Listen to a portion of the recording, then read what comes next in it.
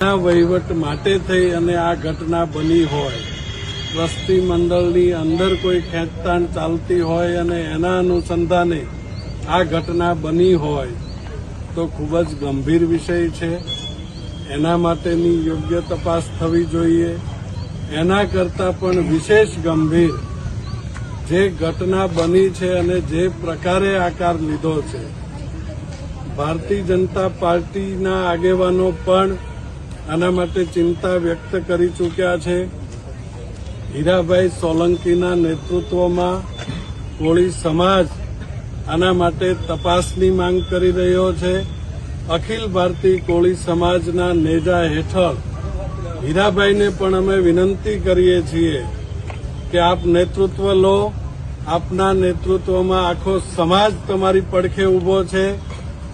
જેમ આજે પીઆઈની બદલી કરી અને રાજ્ય સરકારે આડકતરી રીતે સ્વીકાર્યું છે કે પોલીસની અંદર સંડોવણી જે છે એ શંકાસ્પદ છે, ગંભીરતાથી બિલકુલ લીધેલું નથી અને એના કારણે જ પીઆઈની જો બદલી થઈ હોય તો સમગ્ર તપાસ એ ઝીરોથી ફરી વખત નવેસરથી થવી જોઈએ.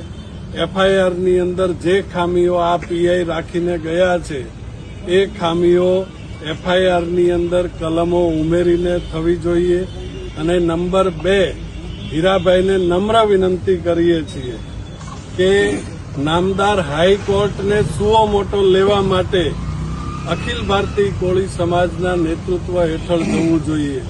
સિટિંગ જજના નેતૃત્વમાં એસઆઈટીની રચના થવી જોઈએ કે ખરેખર આ ઘટનાની પાછળ કોણ કોણ છે.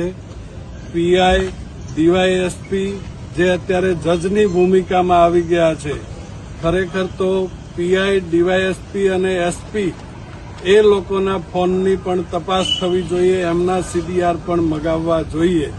આરોપીઓમાંથી કે આરોપીઓને મદદગાર કરનારા લોકોના પણ જો એ લોકો ઉપર ફોન આવેલા હોય તો સમગ્ર કાવતરામાં મદદરૂપ થવાના ભાગરૂપે એ અધિકારીઓને પણ આ ઘટનાની અંદર સહઆરોપી બનાવવા જોઈએ.